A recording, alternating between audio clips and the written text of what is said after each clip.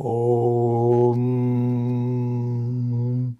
Sadashivasamarambham Shankaracharya Madhyamam Asmadacharya Paryantam Vande Guru Paramparam. Om Bhadram Karnebhihi Shrunuyama Devaah Bhadram Pashyema Kshabhiryajatraah Sthirairangaistushtuvaagumsastanubhihi Vyashema Devahitan Yadayuhu Swasti na Indro Vriddhashravah Swasti na Pusha Vishwavedah Swasti nastarksho Arishtanemihi Swasti no Brihaspatir Dadhatu. Om Shanti Shanti Shanti.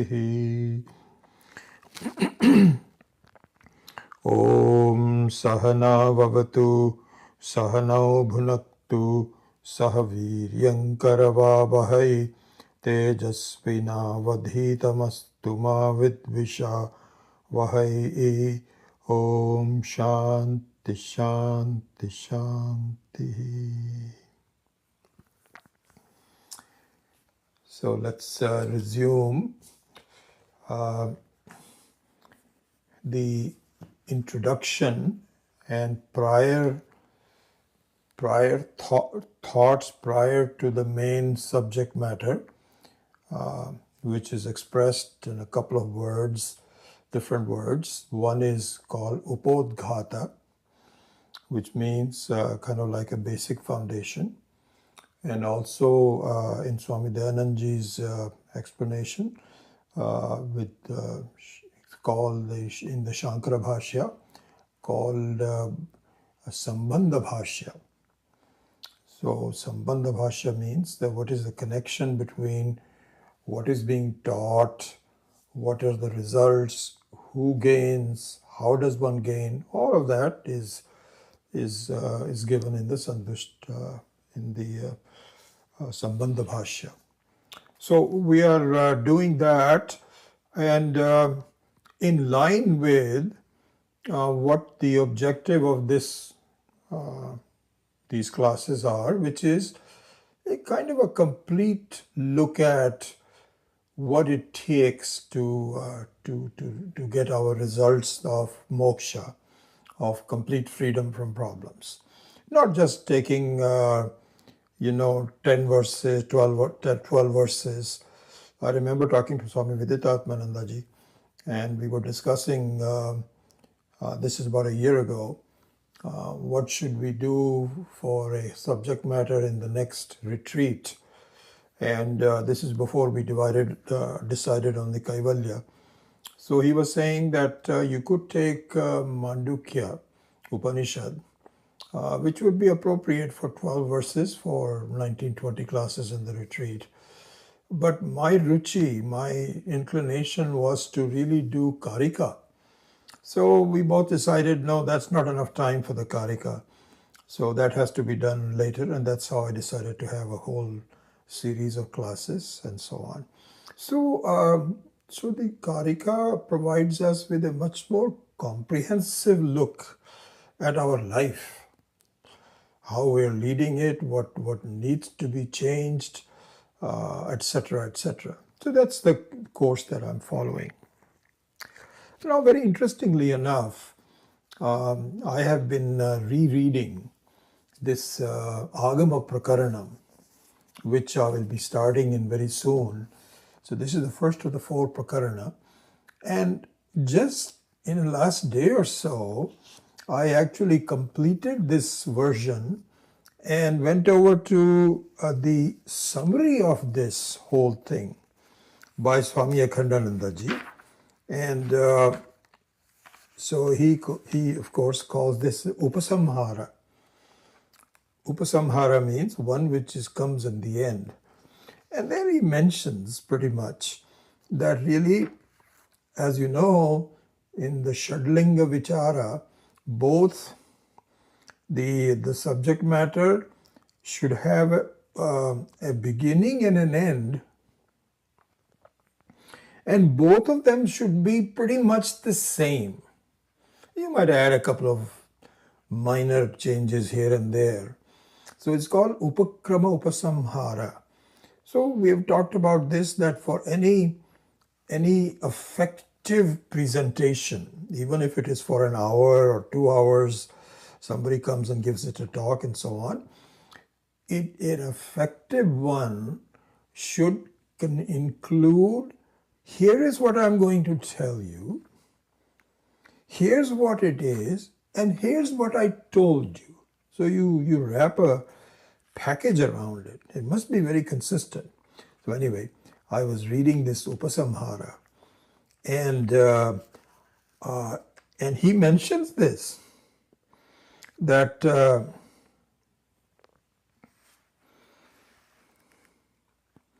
he says thus in Hindi, he says, और ये बात मैंने शुरू में बता भी दी थी, परंतु यथासंभवम तथा समाप्ति ही उपक्रमा उपसंहार में एकता होनी चाहिए ना, जैसे ग्रंथ का प्रारंभ वैसे ही ग्रंथ का अंत होना चाहिए, एक वाक्यता होनी चाहिए तभी तो. So then, emboldened by his ideas, I thought that I will actually follow the Upasamhara, although I had my notes already done for Upakrama with Sadhana Chatushtaya, and I will go into some of that. But I'm going to kind of follow the train of thoughts that Swamiji has given in the Upasamhara.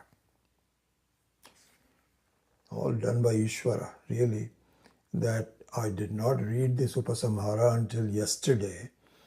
And then I said, this is exactly what I was going to talk about. So there were some new interesting insights. So I thought I'll just follow that. And if there are some other things that we need to do, then we will go to Upakrama. So that we will do. Anyway, so let's do that. All right. So Swamiji says, so I didn't even have a chance to make notes of this. This all happened late last night, early this morning. I didn't have time. I had my previous notes that I was going to do, and I will refer to it. But for now, I'm going to refer to Swamiji's flow of thoughts in this Upasamhara. So here goes. So he says by saying, so I'm just translating that, and if all of you could know Hindi, I would just read it aloud. Really, it's so beautiful. But I'll translate it. So he says that Vedanta is not based on blind faith, not even Shraddha, really speaking. Shraddha is an intermediate point, but really speaking, this is not a question of belief. Your own nature is not a question of belief. It's a question of directly understanding what I am. So just like you have a direct experience of things in your life, like tables and chairs and so on, direct. So when you see something, it is not a question of vishwasa, not a question of belief, not a question of shraddha. If there is something away from you, then there is a chance to have shraddha enter into the picture. That, sometimes this just occurred to me, sometimes you want something very badly, and then you want to really call the local shop to say, do you have that one? So he says, let me look. I think we have one of them. And so you say, oh, you have one of them? Okay, I'll come over. And so he says, can you please hold it for me? And the person says, sorry, madam, I cannot hold it, or sir, I cannot hold it for you. That's not our policy. But it's there. I think that you should be able to get it. So now you have Shraddha towards the fact that the thing is there. It may be there, it may not be there. Likely to be there, but not sure about it. So that is this is something which is away from you. But if something is directly seen by you, here it's I'm seeing some things on that table. It's not a question of belief. It is a question of direct anubhava, sakshat anubhava.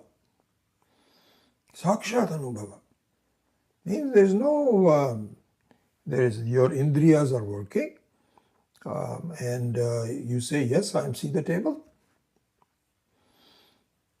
So Vedanta, and now so the self that we are really examining, is it ever away from you? Can it ever be away from you? Can you be ever away from yourself? No, no possibility.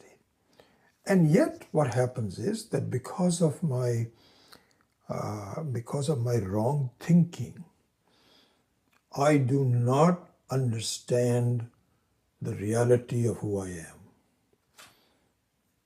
This is where the 10th man story is a very good one, because one can have a feeling that how can I, who is always there, appear to be away from me? If I'm always there, then I should also know that I'm there.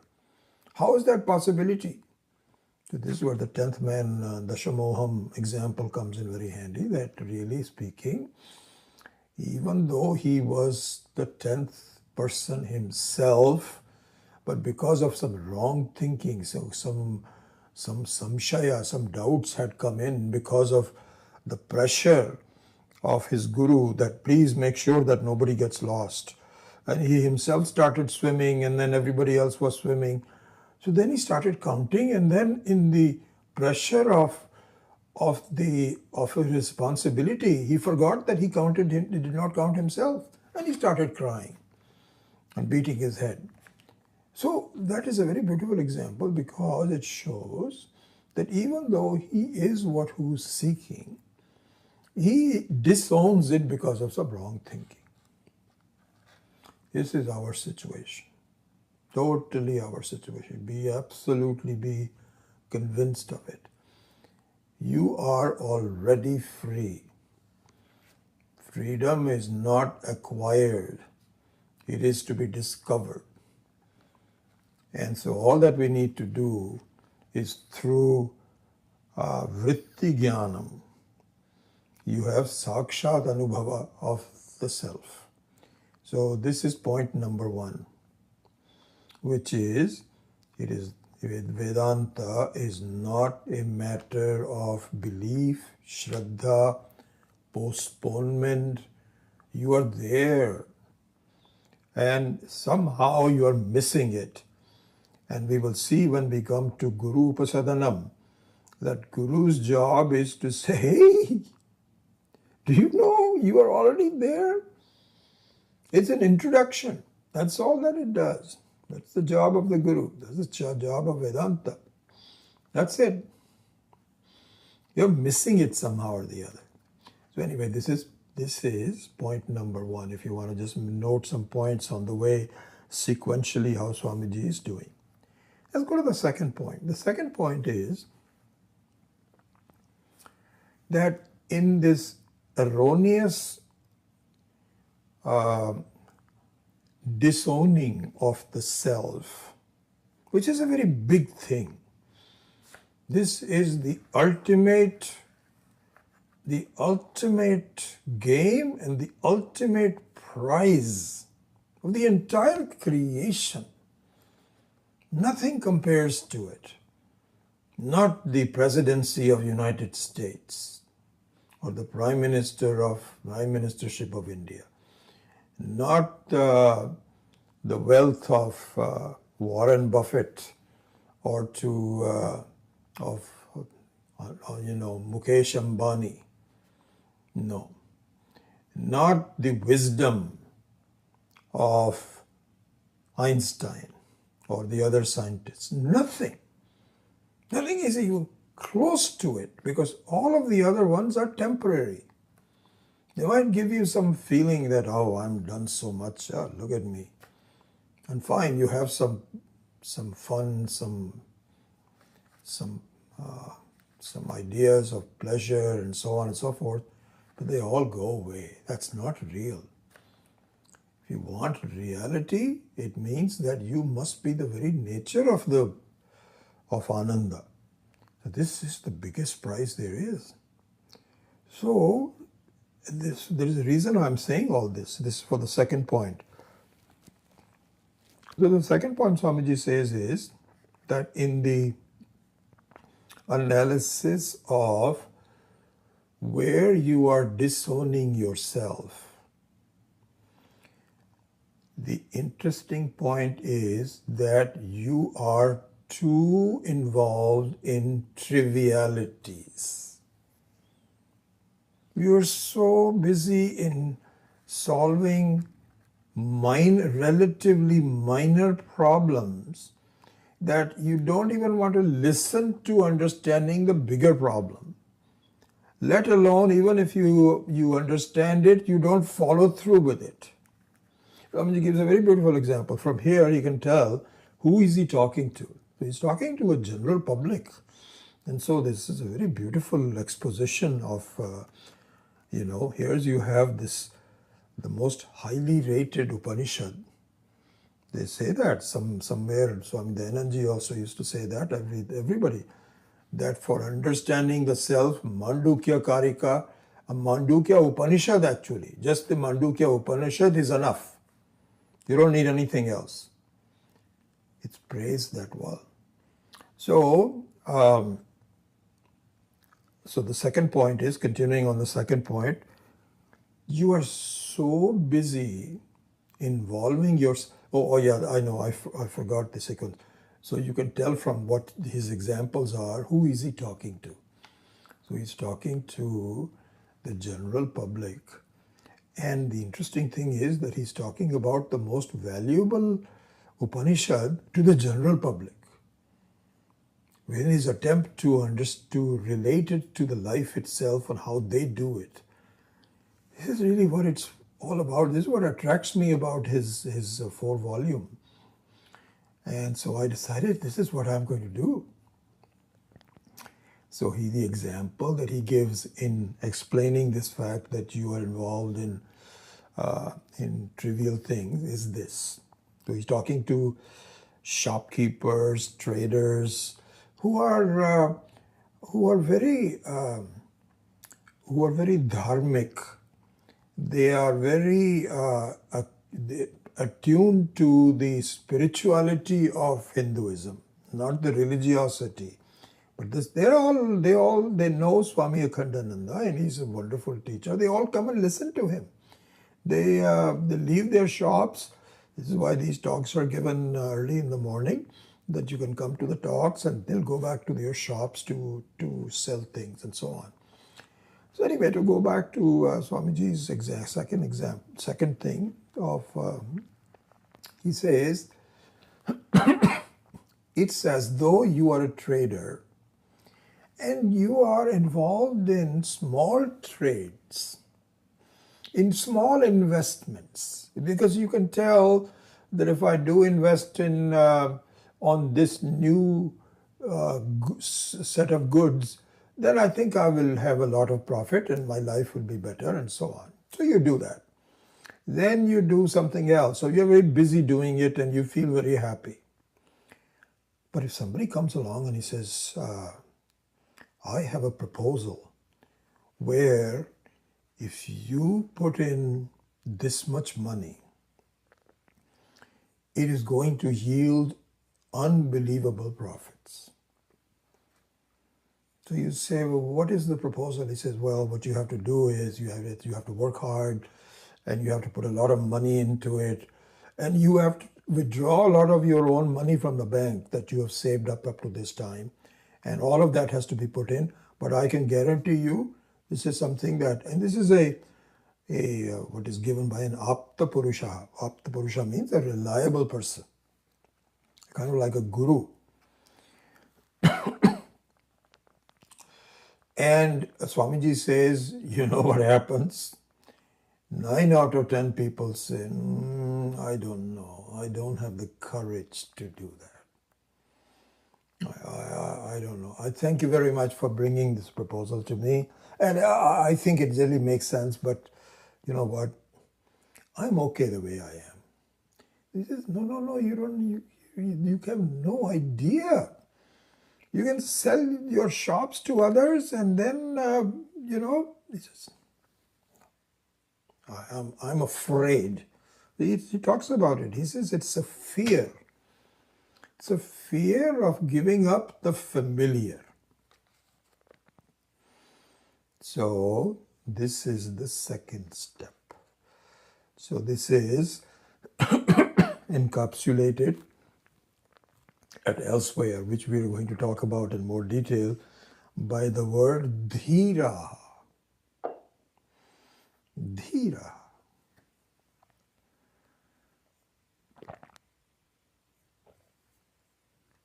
So in the word dhira, as we have seen it before, Adi Shankara also explains this very well.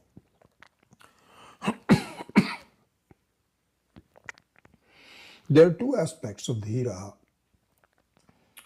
One is wisdom, viveka, and the other one is courage. And both are mixed up together. They look like they're different. Courage means that, I'm ready to fight, and that not that kind of a courage.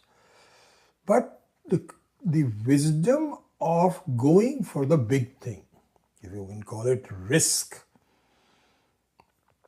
is got the dhira. So anyway, so to second one may, he says that, so this is encapsulated by the word vairagya. Vairagya. As we saw in the continuation of it, but this way of thinking is very beautiful. It says that vairagya means you have to give up something to obtain something much bigger. And so viveka and vairagya means that if you know that the jagat is false and you are making it real and it's okay to deal with it in the best possible way, but if your entire thinking is this is the only reality, I have to deal with it. So Vedanta says, no, there's something bigger than that, which is you, yourself. Okay, well, I'll look into that later, but right now I'm very busy. So this is exactly the same point, expressed in different ways, that you and I are so involved in the day-to-day relatively trivial things that we are not going to. So this will come back in some of the more detailed points in the Upakrama.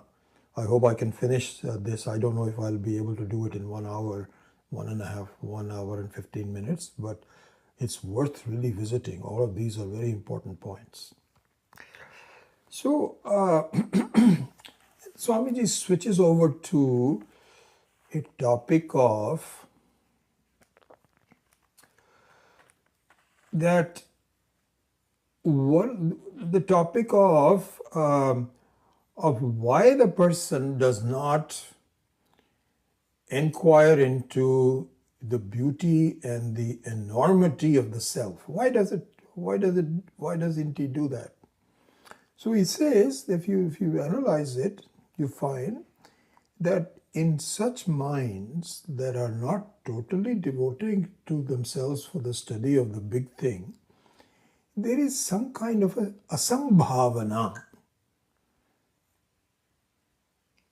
Asambhavana. So sambhava, samyak bhavati iti sambhavaha. Bhavaha means the one that this bhava also has a different meanings, but in this context, one that happens. Bhava. So sambhava means samyak bhava, means that it definitely happens. But here excuse me. I think I'm going to take some lozenges. I mean, I'm still going through so many tests, you cannot believe. All these very wise doctors have not been able to pinpoint what's happening with me for the last 10 months. Why this happened? Anyway, that's a separate thing. So in this context, sambhava means possibility. You see, that's interesting, that example that I gave about, do you have that thing that I'm really interested in? And we have one left. So he says, yeah, I just checked my stock and there's one that you can get. So then you start driving and you start praying that nobody else has gotten that before you get there. So this is what is called sambhavana. Sambhava means it's a possibility. Asambhava means impossibility. If not complete impossibility, very improbable. All the shades of it.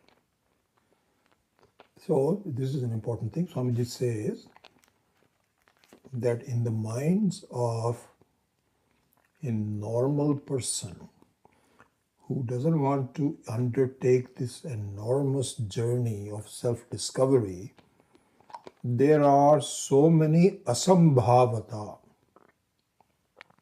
No, I don't think it's possible. Is it true? Does Vedanta work? Has it ever worked? Who tell me? All those kinds of things come up. You know, and I think Swami Dhananji was so articulate. I remember when he was giving the examples of the 10th man story about the boy. That story you can talk in several classes and you're still not exhausted. Just a simple incident. So Swamiji used to say that supposing somebody comes in, Apta Purusha, and say, why are you guys crying?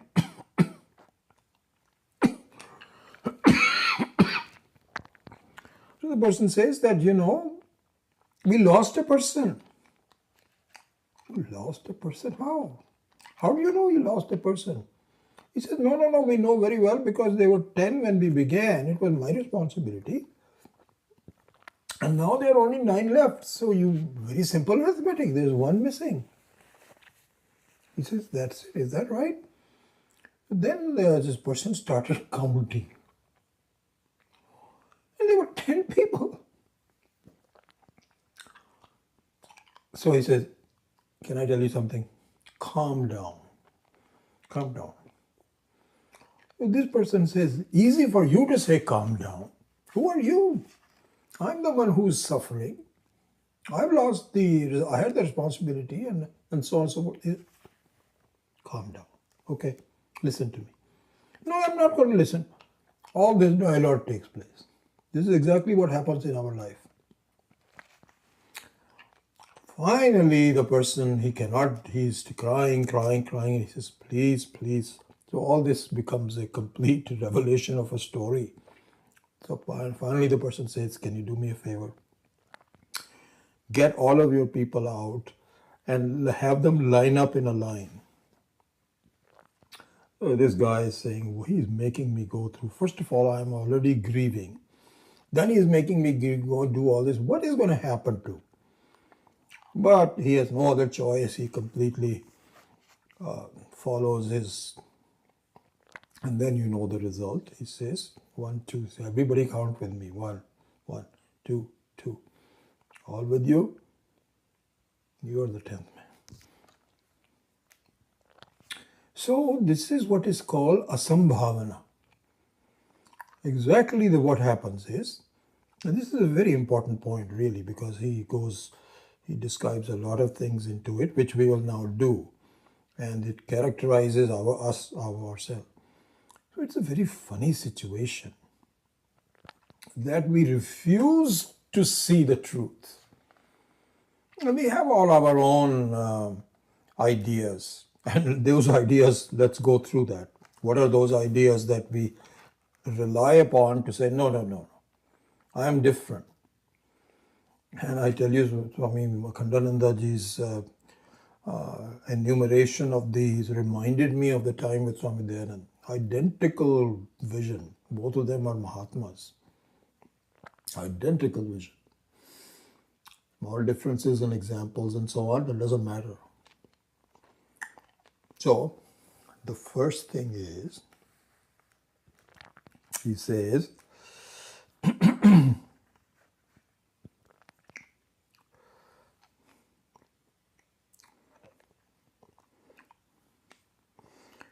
so there's so much to talk about. He says, in many people, there is a thinking that the only people who would know are Brahmanas. Brahmanas means what? Means those who were born in a Brahman family. Very small number.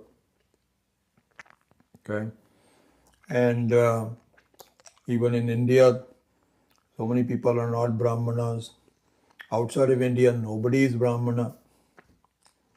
So the thinking is, no, no, no, this Vedanta Jnanam is only obtained by Brahmana.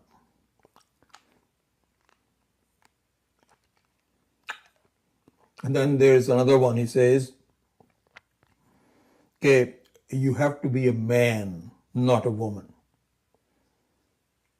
Sometimes even in Shastic literature, you say that Stri, they don't understand, the Stri doesn't understand. So they talk a lot about the lifestyle, etc. But whatever it is, you take the word for granted and say only men can do it, women cannot do it. Then another one is that you have to be born as a Hindu, as a Vaidika. If you're not born, then you cannot understand it. Then you say that even amongst the Brahmanas, only sannyasis out of the Brahmanas can get this knowledge, not otherwise. All these are what are the words I'm looking for? Crutches for you to continue to justify that no, no, no, I am not worthy of this knowledge. Okay, so here he says that please understand that the knowledge is born in the mind, not in the body. Right? Okay. So the very first thing you should give up is, and this will be talked about in more detail, that the Brahmana is a status of the body, not of the mind. Jatitaha Brahmanaha. Hey, that is part of prarabdha. It is already done. And whatever you already gave, whatever is done, you cannot keep on harping on that. That's already done. But there are some responsibilities of the Brahmana. He has to really be sure that he doesn't get into trivialities and all that. He's in a better position to do that. But doesn't mean that this is a guna of the body, not of the guna of the mind. We'll talk about the guna of the mind a little bit later on. So the guna of the mind is, you have to be manushya. Manushya means a human person, not of the body. You are definitely, you and I are definitely Manushya from the standpoint of the body. We are not animals, we are not Rakshasas, we are not Daivas, we have a human body. That's much we know. Again, this is not a body problem. This is a mind issue. In the mind, we have to be a Manushya. This is where the journey has to begin. By the way, this is very interesting that in sadhana chatushtaya, which we will go into a little bit more detail, viveka vairagya samadhi shakka sampatti and mumukshutvam, should be understood as what is called samagri chatushtaya. In fact, you should change that word in your mind. Instead of sadhana chatushtaya, Swamiji points out, he says our problem is we learn some words and we feel that we're done. We know what Maya is, we know what Vidya is, we know what Upadhi is. I am very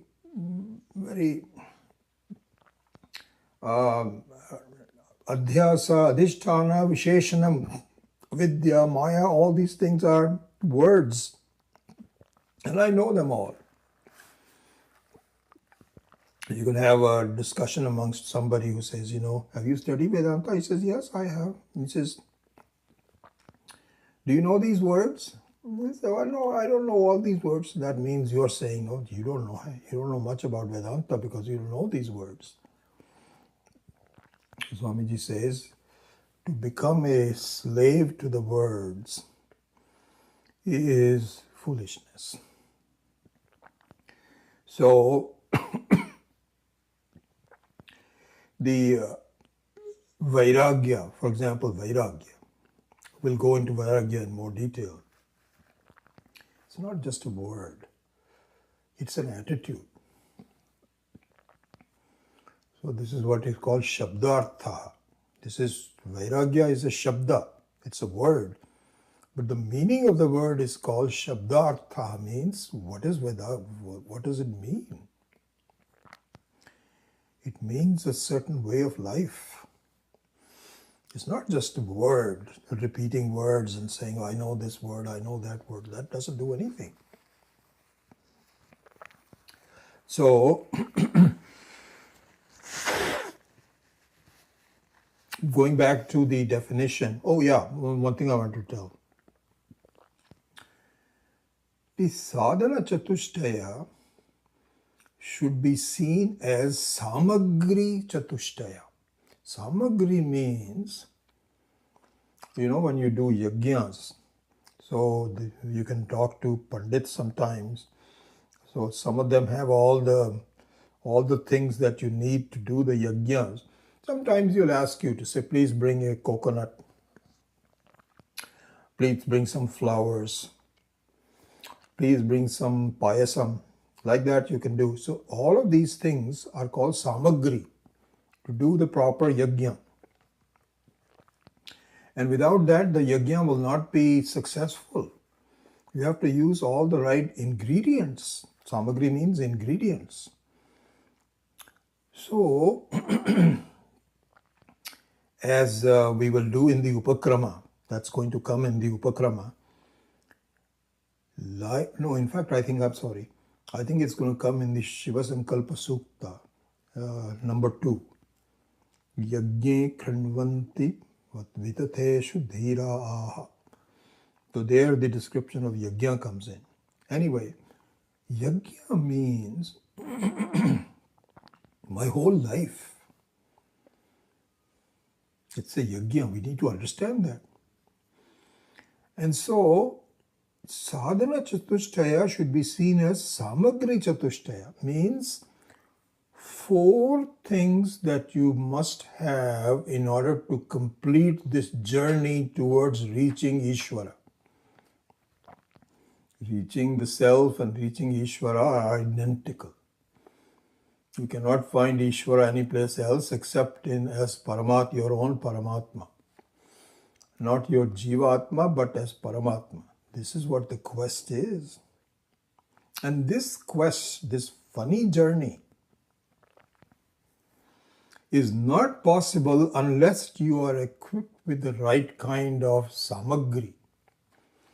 So sadhana chatushtaya means you have to make sure that you've got all these things.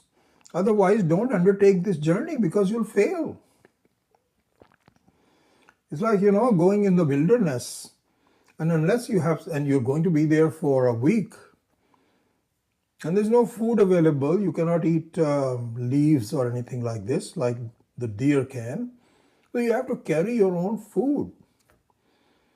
And if you're not carrying your own food, then after a couple of days, you have nothing to eat and you cannot survive. So in order to do this journey, you have to equip yourself with the right kind of samagri. Sadhana chatushtaya means, samagri chatushtaya means, what do I need as a minimum to undertake this enormous journey? That's what it really means. Okay? In that light of that, Swamiji says the first thing you should do is to see if you are a manushya.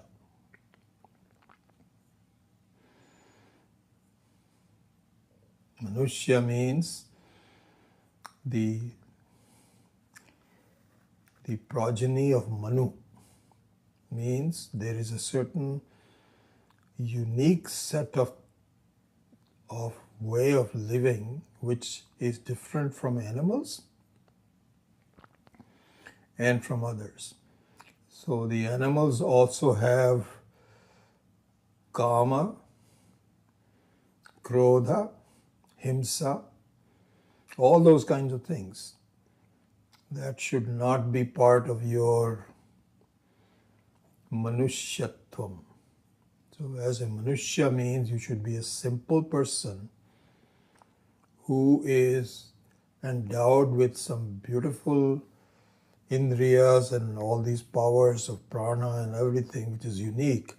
Utilize them. But if you get involved in desires and anger and himsa and so on and so forth, you're no longer a manushya. You become more like a pashu. So the first thing is, be a manushya. Learn what a manushya is and be that. Start the journey with that. You don't even have that, not going to really do very well. I remember this so well. When we were studying at Piercy, so Swami Dayanandaji would also, he would go through sadhana chatushtaya and all that. And I'm just telling you from my own personal view, not others. I used to say, and sadhana chatushtaya I talked about very early in the course. We haven't gone into the heavy stuff, into the Upanishads, Bhagavad Gita, all those things will come later. So, I think this is how, in the beginning, you think about that. I was very interested in really becoming a scholar. I should understand everything. I studied Sanskrit very, very assiduously, and I would listen to Swamiji's lectures, never miss them, and take notes, and then slowly understanding from the very beginning with Tattva Bodha, then Kena Upanishad, then Kathopanishad, like that, did all that. And then when it came to Sadhana Chatushtaya, I said, okay, well, I made a note of it, but I can work on that later. Later on, you realize this is a mistake. I wasn't wise enough to know that I need to be just as attentive to sadhana chatushtaya as I am to the main one. And I suffered because of that, because for a number of years, the full value of the Vidya was not obtained. I mean, what happened to me was that I became a generally satisfied and happy person, but not the kind of ananda, the ecstasy.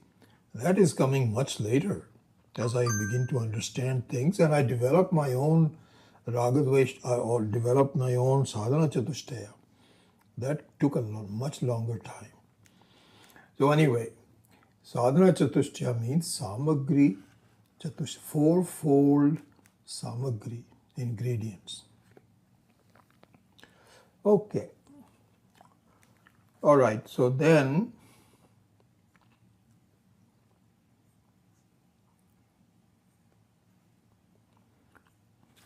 I think we already talked about the Brahmana physical body. This is not. So what it means is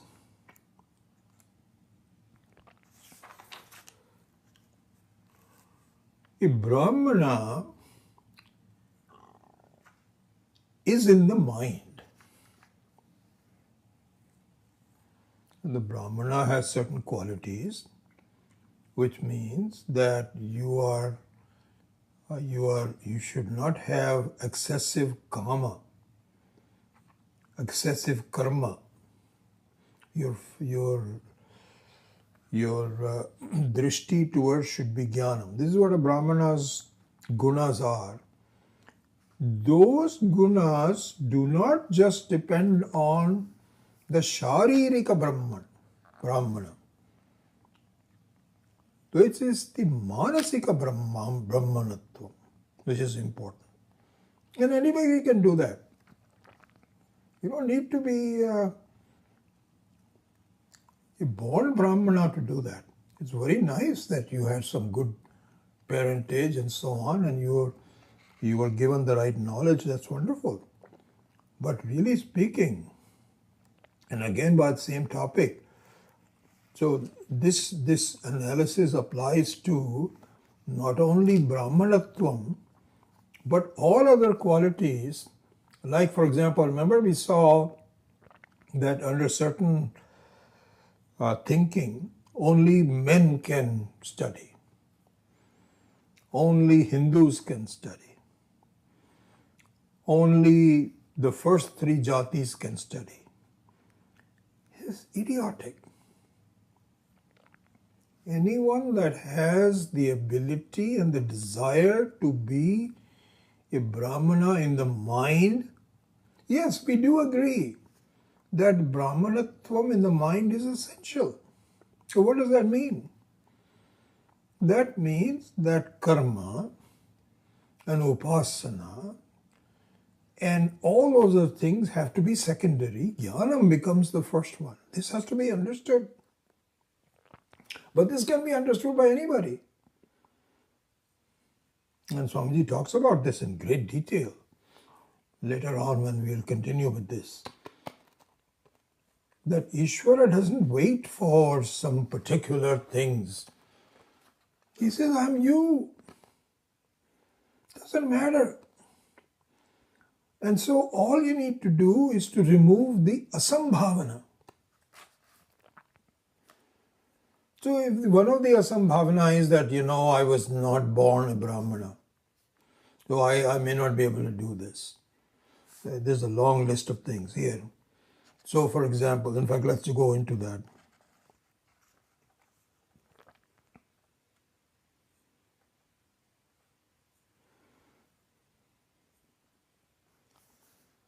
So the next one is that it is not necessary just to be a Brahmana, you have to be a sannyasi Brahmana.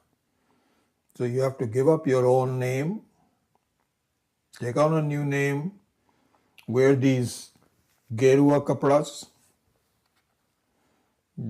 I just do this for kind of like if I'm going to wear some kurtas, I might as well wear a guru kurta. That's all I'm doing. But it's not that I've become a guru just because of the kurta. But the sannyasi means that you have to take out your choti and you have to do bhiksha and you have to give up this. No. Even they do not have the jnana.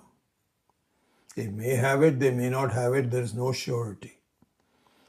So, what it really is, then what is it that I need to do? The sannyasa has to be in the mind. And the sannyasa is to understand that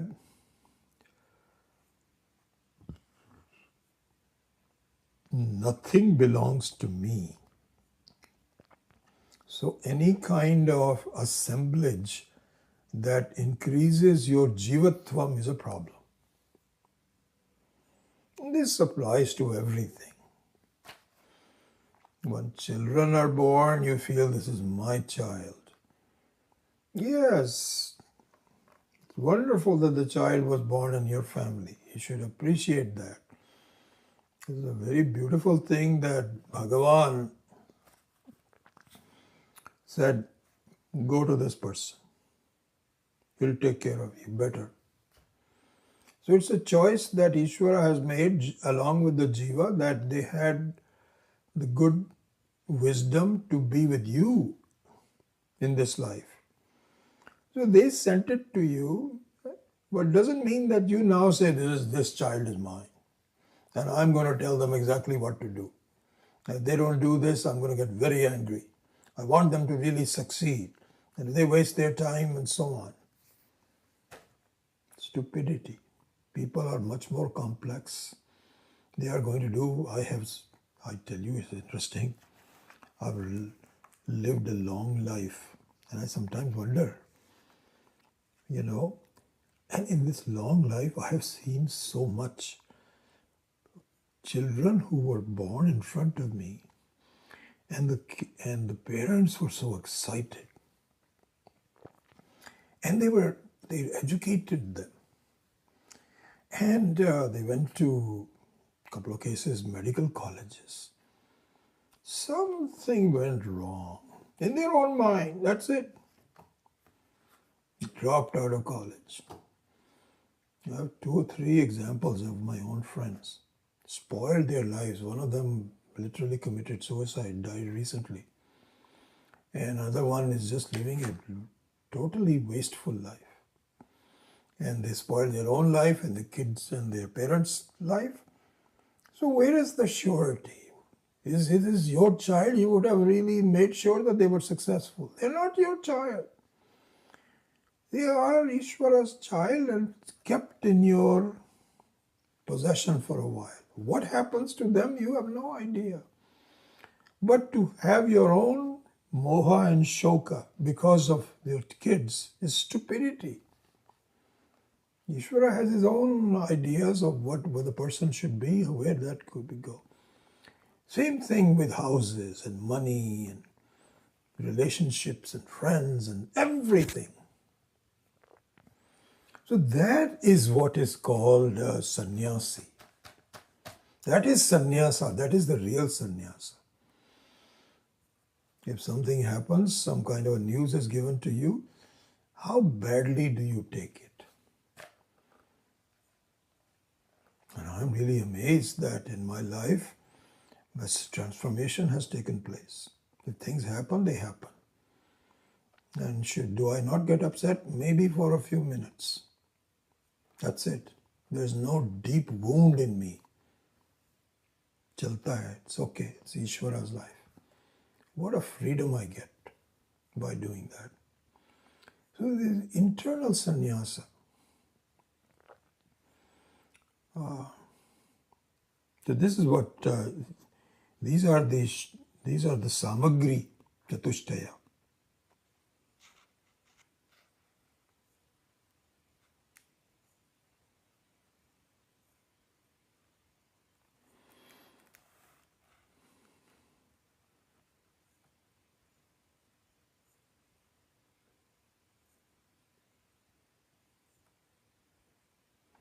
So he says, continue on in this whole idea.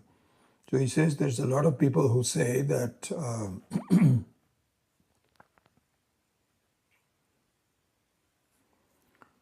that you cannot do moksha until you leave your house.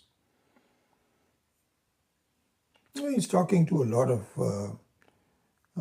other swamis, sannyasis, who have some wrong ideas and so on. So he has a big spectrum of people that he's addressing, not just shopkeepers. So he says, I see people who are saying, Swamiji, I'm told that you have to leave the home, and then I can't do that. So it looks like I'm not going to be able to. Stupidity, absolute stupidity. So he says, if you cannot do certain things, like for example, even the case of children, you say, no, but what can I do? I am their mother, I am their father, I have to take care of them. So this feeling of mine and me and so on, it's not going to go. I don't see it going. A very practical way of doing that. Okay, if that's the way you feel, here's the next step. He says, Shri Vallabhacharya ji Maharaj कहते हैं कि तस्य व्यक्तुम न शक्यते कृष्णार्थम तत् युञ्जीथ. He says, then you know what you should do? At least understand that this is Ishvara's property and it has been given for you for safekeeping purposes. Can you at least, is there any problem in your thinking that? No, if you don't think there's no Ishvara, he's not, I don't know who to give it to, who's Krishna, then you have to do some Shravanam. You have to study the whole thing. But we're talking about, this is the point of Mananam, advanced thinking, that if you know that Ishvara is the one who is regulating as an Antaryami, then just like you do prasada in a temple, you don't eat it yourself, but you give it to your Ishtadevata. And whatever the Pandit gives it back to you, you accept it. So similarly, the same thing can be done, whether it's a matter of children, houses, money, whatever, relationships, you keep the fact that it is really offered to Shri Krishna or Rama or whichever Ishtadevata you have, or Ishvara, and say, I recognize this all belongs to you, and whatever you give back to me, I use it as a prasada. I look upon it as a prasada. That's wonderful. That's a good attitude. Because this is all a stepwise kind of a thing. Later on, even this mamata or ahamta also will completely go. But if it hasn't gone completely, don't worry about it. At least you should do Ishvara Arpana Samarpatam. The next point.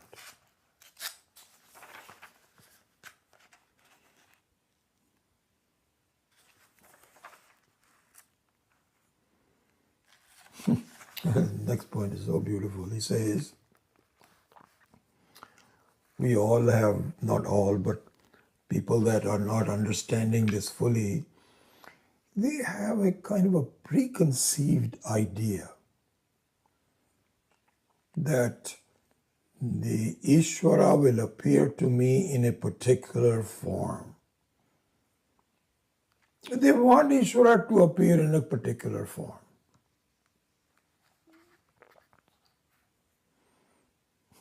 Just last night I went to going to social engagements and so on is really so a funny situation. So somehow people know that I'm a teacher of Vedantas, they've heard it. So I met a new person last night at a get-together. And so other people were talking about, there were some friends of mine who were jokingly called me Guruji, Namaskar, and so on. So we were having fun. So this guy was observing all that. He's in his maybe early 70s. He's got grown children, doing very well. They have made a lot of money and so on. I met him for the first time. So then we were ready to go towards, when the dinner was served, we all got up and says, okay, let's go there. Then he suddenly accosted me and he says, I have 2 questions for you. I said, okay. First question, why did God make so many religions? Why can't he just make a single religion? This was a unique question that had never been asked before. Very funny. Honestly. So I said, Ishvara didn't make religions, human beings make religions. So in both the questions, he didn't pause to ask or anything. He was just sort of like, just wanted a quick rejoinder. And we were all waiting in the line for dinner. So then he says, I have a second question. Did Ishvara make human beings or did human being make Ishvara? So the thoughts going through my mind were, what a life this person must have led to ask some stupid questions like this. Incredible. I mean, I'm not saying everybody has wisdom or anything, but at least you read, you discuss. And those kinds of idiotic questions should have been left long ago. I can see if there is a 15-year-old person asking those questions. At least there I cannot understand. Here's a 70-plus-year-old person. So anyway, I said, there is nobody created anybody and everything is just going well. Let's go and have dinner together. So somehow in this context, there is a feeling that God will appear in front of me in something like this. And then this is the way I would do it. And this is the way I would recognize that person. This is what my idea of how God is. So if someone comes along, and this is the role of the Guru, this is the role of the Shastra and so on, he says, my dear, wherever you look, there is nothing but Brahman. Wherever, now, in the past, in the future, it is all nothing but Ishvara.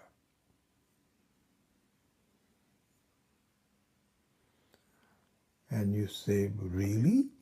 Well, I don't see him or her. No. Please understand, it's not a question of seeing. The seer is also Ishvara. The seeing is also Ishvara. The seen also is Ishvara. Do you see how this one thing, Jyotisham Jyoti Ekam Tanme Mana Shivasam Kalpamastu. It's a single Jyoti, my dear. There's only one Chetana Vastu, only one electricity that appears in different forms. And so what you see is also nothing but Ishvara. So slowly, and then you say, no, I don't quite get it. Tell me about some other way. Is there can't I just see the person?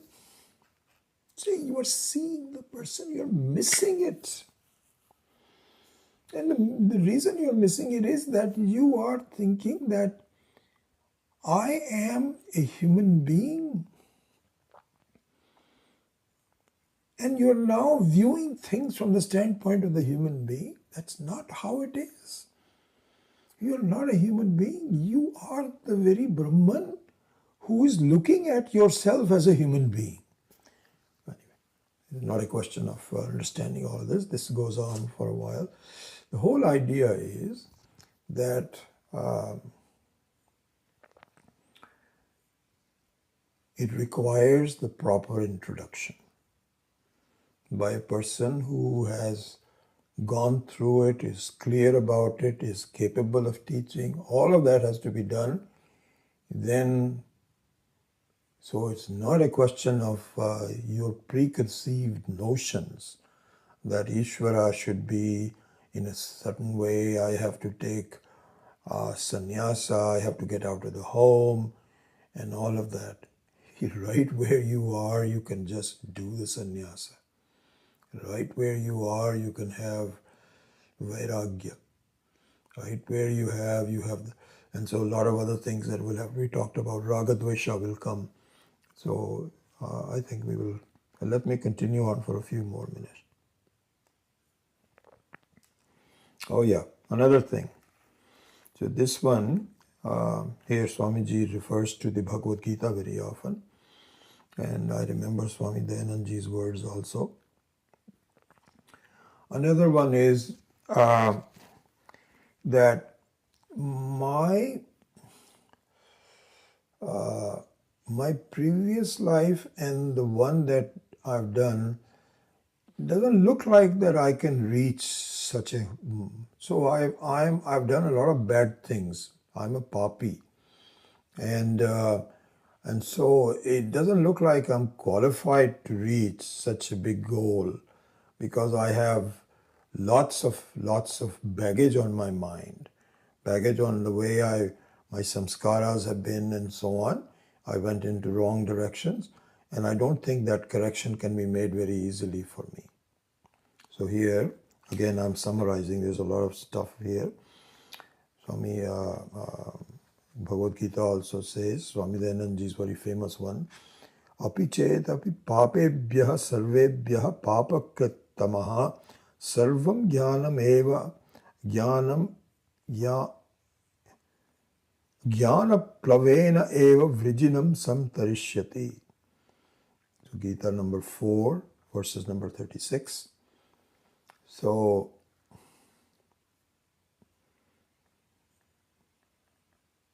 here Swami Akhandananda points out that, listen,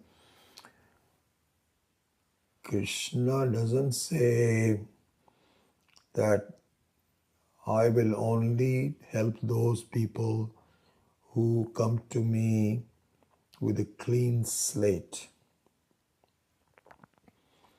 Says, come to me in any condition, even if you have done some papam in your previous life, in your previous stages of the life, including this life. I assure you, I am already you. You don't need to be worried about the consequences of the bad karmas that you've done. Don't. You are what you are. You just don't recognize it. And so give those up. Give those ideas up. So this is what is called asambhavana nivritti. So if you want to just note a point to that, asambhavana nivritti. These are all asambhavana nivritti. You have concluded that's not possible for me to gain moksha. Not possible. Asambhavana. And you have a long list of asambhavanas. I'm not a Brahmana. I'm not a man. I'm a woman. I'm not even a Hindu. All kinds of asambhavana. If you meet Ishvara, and in fact the teaching of Vedanta through a qualified guru is meeting Ishvara. And Ishvara will say, no. What are you talking about? I am you already. So give up this long list of impossibilities. It's just like the 10th man person explaining to this guru, I cannot be the 10th person. So he says, why not? No, because then I've been crying for the last 1 hour. Why would I be crying for the last 1 hour if I'm the only the 10th person? He says, that's my question. Why were you crying for 1 hour? No, but then you see, I can only see 9. I don't see the 10th one. It's impossible. I think he's gone. So you have a long list of asambhavana. And all of that asambhavana will just go. You get into the right boat. So he says, Sarva Jnanat Plavene Eva Vrijinam Santarishyati. Tarishyasi. Krishna says, listen, you get on the boat of understanding who you are, everything will melt away. The whole samsara will melt away. Where's the ocean and where's the waves? They will go. It's like waking up from a dream. Nothing will remain. What are you doing? Why are you postponing that? Don't keep on thinking impossible, impossible. I can't do it. I can't do it. I have to do this. No.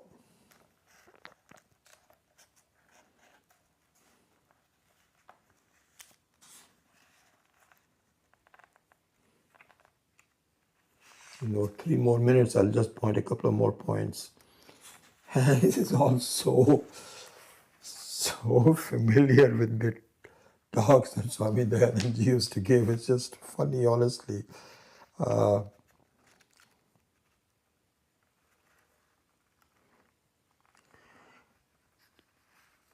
Another one is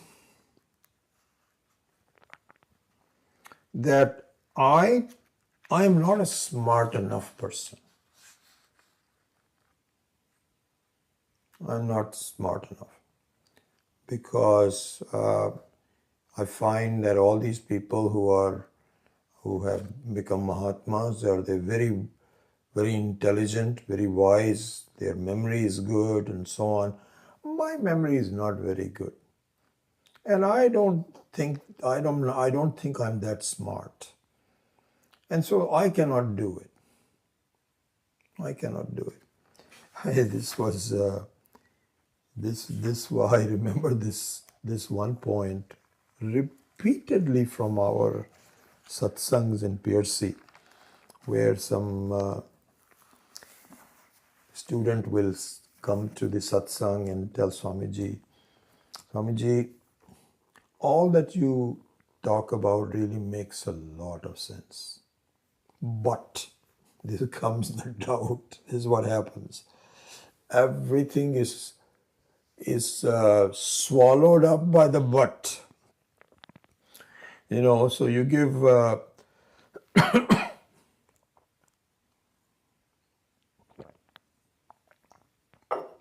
you give a lot of recognition to all the talks and so on that Swamiji has presented. He says, Swamiji, what you've been telling us, I can tell you exactly. I even know the name of the people who did this. And some of it was our thoughts too. It's not as though no, I didn't do that. I also had the same feeling. That Swamiji, you've taught us a lot and wonderful. I'm very impressed by your knowledge, your memory, your background, and all of that. But here's the thing. I am not that smart. So I don't think that I can do this, what you have accomplished. This is their feeling. So supposing you had an audience with Ishvara, and then you tell them, you see, I should have really polished my mind and excelled. You see all these people who are scientists and they've done PhDs and so on. I never did. I barely passed high school. And now I've got some problems, so I came to you. But I don't think I can do this anymore. Ishvara says, wait. What are you saying? He says, I cannot do this. Do what? What do you have to do? I'm telling you, you don't have to do anything. I am you already. No, I know you are me, but you see, the thing is, this is what our dialogue goes. So anyway, we'll probably continue on this for one more class because there's a number of Shamadama, Uparama, Uparati, etc., that beautiful thoughts that are given by Swami Akhandananda. And even in this Upasamhara also there are some points that I haven't finished yet. So I think it'll be good to continue with that for one more class. And hopefully then that will be, I don't know, maybe 2 or 3 classes. Then we'll begin the main study. Okay, all right. Om Asatoma Sadgamaya Tamasoma Jyotirgamaya Mrityorma Amritam Gamaya. Om Purnamadav Purnamidam Purnat Purnamudachyate Purnasya Purnamadaya Purnameva Vashishyate. Om Shanti Shanti Shanti. Harihi Om. Shri Gurubhyo Namaha. Harihi Om.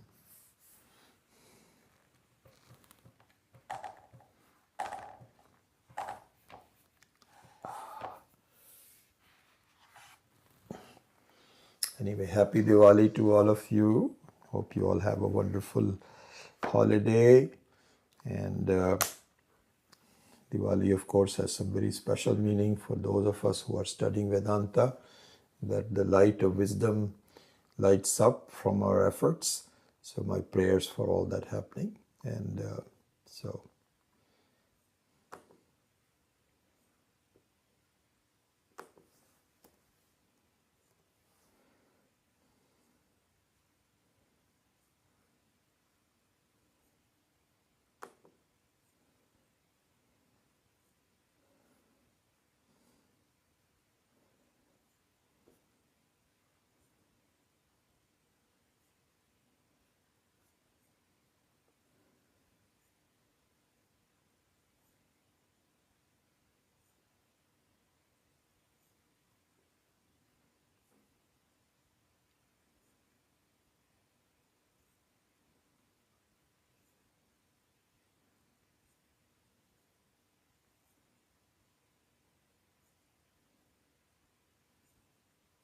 good to see you all.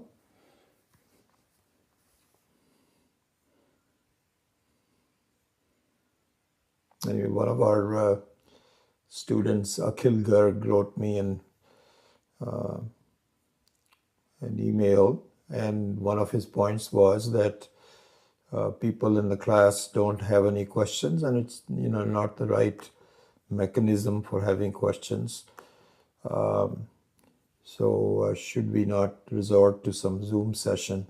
And in fact, I needed to tell him that I'm working on it.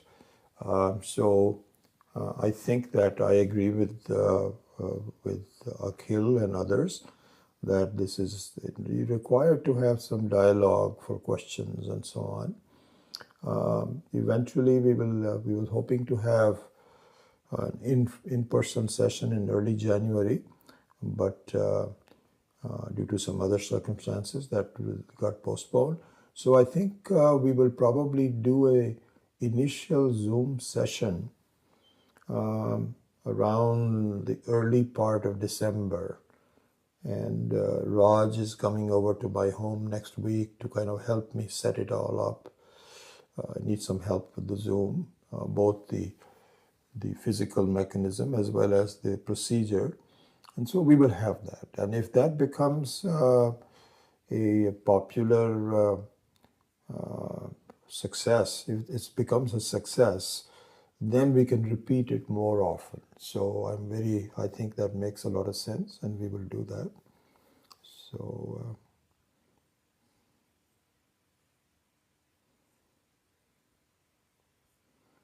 yeah, that's no doubt about it, that not having a satsang within the class, at the end of the class, doesn't clarify everything. And I appreciate you all accept the things that I say. Maybe you don't and you don't tell me, but having a dialogue like that is very essential. So Akhil, I already had started to talk about it, and then we will hopefully implement it very soon. All right, so wonderful to see you all, and have a great weekend, and happy Diwali to all of you. Hari Om.